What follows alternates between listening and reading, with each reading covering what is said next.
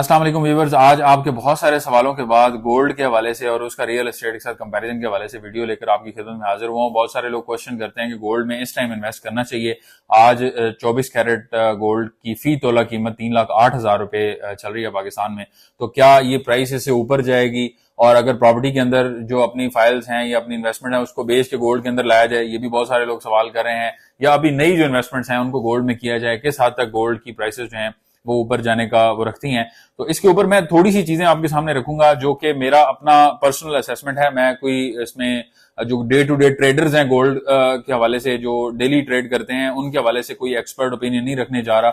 मैं उस आम आदमी जो मेरी तरह का एक घर में अपनी कुछ सेविंग लेके बैठा हुआ शख्स है, उसकी जो लाइफ पे इसका इम्पैक्ट आ रहा है, जो मार्केट के अंदर एक स्पेकुलेशन भी है और मार्केट के अंदर जो रेगुलर बात चल रही है गोल्ड के हवाले से कि गोल्ड जो है वो 4 लाख रुपए फी तोला चला जाएगा या 5 लाख रुपए फी तोला चला जाएगा, तो आज वहां पे इन्वेस्टमेंट जो है वो कर लेनी चाहिए और कल को उसमें फायदा हो सकता है। तो उन लोगों के लिए कुछ चीजें मैं सामने रखने जा रहा हूं। अगर आप इसके अंदर ये जानना चाहते हैं कि गोल्ड की प्राइसेस किस तरह से डिटरमिन होती हैं और अगर आप ये समझना चाहते हैं कि प्राइस ऊपर जाएगी या नीचे आएगी, तो आपने कौन कौन से फैक्टर्स जो हैं उसको सामने रखना है जिसकी वजह से आपको ये बेहतर आइडिया होगा। तो ये वीडियो आपके लिए और इसमें मैं पॉइंट बाय पॉइंट आपको एक्सप्लेन करूंगा और ये भी बताऊंगा कि रियल एस्टेट में इस टाइम की इन्वेस्टमेंट जो है वो आपकी कैसी है।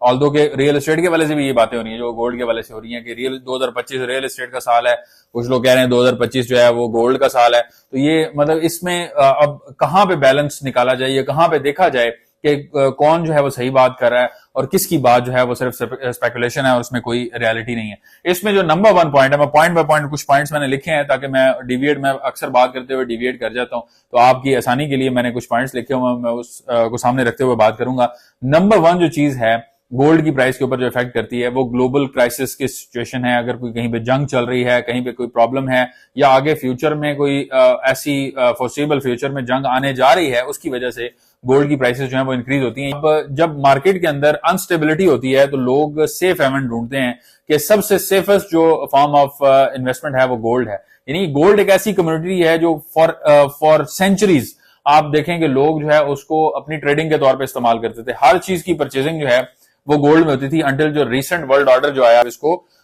डॉलर से जो है वो रिप्लेस कर दिया गया और इवन आपकी जो मेजर जो कमोडिटीज हैं उनकी ट्रेडिंग भी अब जो है वो डॉलर में होती है, गोल्ड में नहीं होती।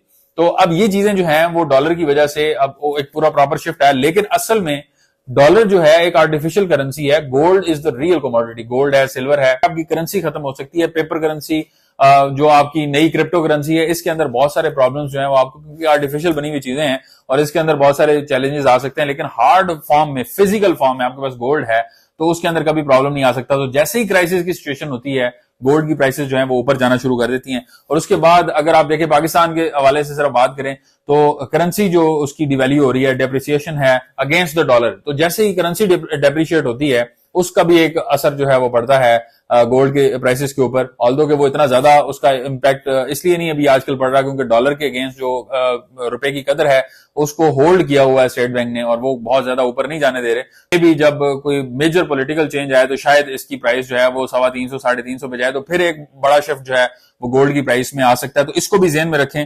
करेंसी के हवाले से भी आपको आइडिया होना चाहिए कि करेंसी की वैल्यू ऊपर नीचे होने से गोल्ड की प्राइसेस के ऊपर फर्क आता है। नंबर 3 पे जो इन्फ्लेशन है, हाई इन्फ्लेशन होगी, अगर इकोनॉमिक क्राइसिस होंगे मुल्क के अंदर तब भी लोग गोल्ड की तरफ वो जाते हैं। वो इकोनॉमिक क्राइसिस पाकिस्तान में बहुत ज्यादा चल रहे हैं, क्या ये आने वाले टाइम में इकोनॉमिक क्राइसिस जो है वो ठीक होने जा रहे हैं, हालात मजीद खराब होने वाले हैं, तो गोल्ड जो है वो जबरदस्त इन्वेस्टमेंट है अभी के लिए, उसकी प्राइसेस ऊपर जाएंगी। लेकिन अगर हालात बेहतर होंगे तो या वो रेट सस्टेन करेगा या उससे नीचे भी आ सकता है। ये भी चीज एक वो है। डिमांड सप्लाई का गैप जो है ये एक बड़ा इंपॉर्टेंट फैक्टर होता है उन दिनों में जब पाकिस्तान में शादियों का सीजन होता है, तो गोल्ड की जो अवेलेबिलिटी है या सप्लाई है, क्योंकि ज्वेलरी के फॉर्म में बहुत ज्यादा यूज होती है गोल्ड, तो इसकी भी एक बड़ा जबरदस्त फैक्टर होता है कि आप जब इन दिनों में या वो मौके होते हैं जब शादियां ज्यादा होती हैं, मुहर्रम के बाद शादियां ज्यादा होती हैं पाकिस्तान में, इसके अलावा और जो डिफरेंट सीजन्स हैं शादियों के, उनके अंदर जो है इसकी प्राइसेस ऊपर जाती हैं। इसके बाद इंटरेस्ट रेट्स की कमी जो है वो एक और फैक्टर है और इंटरेस्ट रेट अभी आपको पता है कि स्टेट बैंक ने कम किया है और ये सिंगल डिजिट में आने वाला है बहुत जल्द, तो इसके अंदर मजीद कमी आने जा रही है इंटरेस्ट रेट के अंदर। और जैसे ही इंटरेस्ट रेट में कमी आती है तो गोल्ड की प्राइसेस है वो ऊपर जाती है और सिर्फ गोल्ड की नहीं जाती, प्रॉपर्टी के अंदर भी लोग इन्वेस्ट करना शुरू कर देते हैं।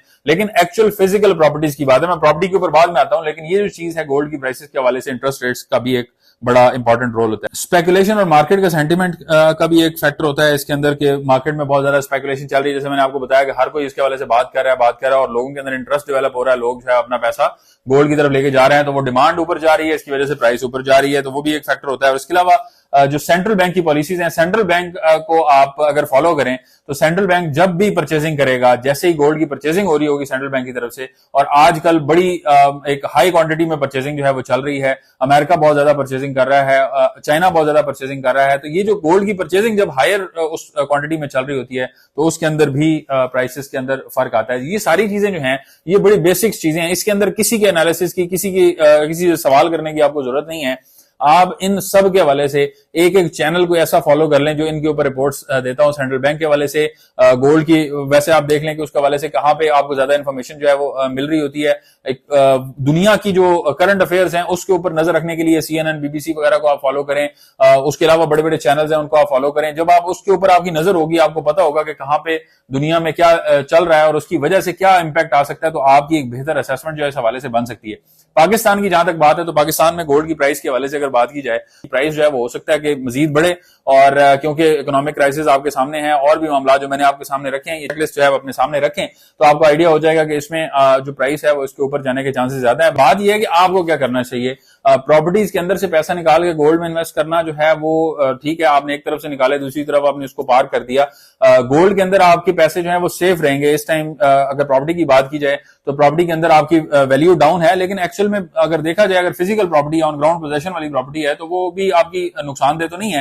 तो अगर आपकी प्रॉपर्टी फिजिकल नहीं है, ये पोजेशन वाली नहीं है और सिर्फ फाइल है, तो आप बेचने जाएंगे तो कम से कम उसमें आधे का नुकसान आपको हो जाएगा। 10 लाख दिया हुआ है, 5 लाख 6 लाख रुपए रिकवरी है। अब 5-6 लाख रुपए की रिकवरी से आप जो गोल्ड खरीदेंगे, मैक्सिमम 2 तोला आपका सोना आएगा, तो उसके ऊपर जो 4 लाख रुपया आपका डेफिसिट है, वो 4 लाख रुपए का डेफिसिट ऐसे कवर नहीं होना, किसी सूरत भी नहीं होना, और अगले 2-3 साल भी नहीं होना।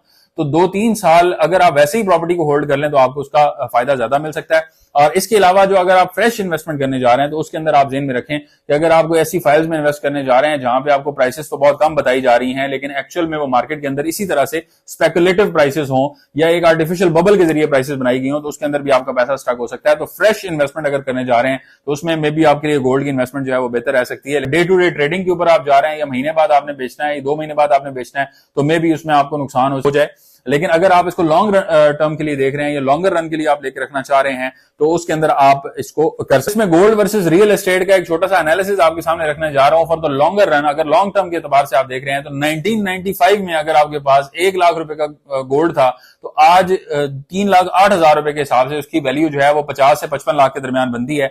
जबकि अगर 1995 में 1 लाख रुपए की प्रॉपर्टी आपके पास थी तो आज उसकी वैल्यू 1.25 करोड़ से 1.5 करोड़ रुपए है, और इसको आप वेरीफाई कर सकते हैं। सो लॉन्गर रन में 30 साल का अरसा आपने देखा 1995 से 2025, और इसमें आप देखें कि प्राइस जो है वो 3 गुना ज्यादा है प्रॉपर्टी की बनिस्बतन गोल्ड के। तो लॉन्ग टर्म में गोल्ड की प्राइसेस के मुकाबले में प्रॉपर्टी की प्राइसेस जो है वो ज्यादा होती हैं। दूसरा, अगर आपके पास फिजिकल पोजेशन वाली प्रॉपर्टी है और आपने इन्वेस्टमेंट के पर्पज के लिए ली हुई है तो उसके अंदर आपको रेंटल रिटर्न्स भी आते रहते हैं जो आपकी लॉन्ग टर्म में आपके जो इन्वेस्टमेंट के अंदर या आपके रिटर्न ऑन इन्वेस्टमेंट के अंदर वो चीज ऐड होती है, तो उसका फायदा जो है वो डेफिनेटली लॉन्ग टर्म में बहुत ज्यादा होता है। तो शॉर्ट टर्म में अगर आप लेके चल रहे हैं तो फिर उसको आपने अपने हिसाब से देखना है, क्योंकि शॉर्ट टर्म के लिए एक तो पहली चीज तो ये है कि ये डे टू डे ट्रेडिंग के लिए ये बड़ा मुश्किल काम होता है। जो लोग अंदाजे लगाते हैं इसके ऊपर, अल्लाह ताला उनके लिए मजीद आसान करे इस काम को। ये अंदाजे लगाने वाली बात होती है, मेरा नहीं ख्याल कि इसके ऊपर को बहुत 100% जो एक्यूरेट जो है इन्फॉर्मेशन दी जा सके। लेकिन लॉन्ग टर्म के लिए जो है वो इस चीज को इन पॉइंट्स के ऊपर जो मैंने अभी थोड़ी देर पहले बताए हैं इसके ऊपर असेस करना कोई ज्यादा मुश्किल काम नहीं है। तो अगर आप इसको इस नजर से देखेंगे तो इंशाल्लाह आपको फायदा होगा। इस हवाले से मजीद को मालूमात लेना चाह रहे हो, हमारी टीम से राब्ता किया जा सकता है, दिए गए नंबर्स पे आप राब्ता करें। कमेंट सेक्शन में अपने सवालों से हमें आप आगाह कर सकते हैं, हमसे पूछ सकते हैं। हम इंशाल्लाह मजीद मालूमात लेकर आपके सामने अगली वीडियो में आएंगे। हमें अपनी दुआ में याद रखें। मिलते हैं आपसे नेक्स्ट वीडियो में।